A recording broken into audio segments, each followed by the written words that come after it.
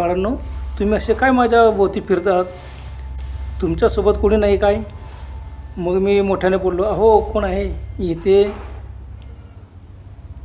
एवढ्या लहान मुलांना अंधारात कसे काय तुम्ही खेळू देत आहेत?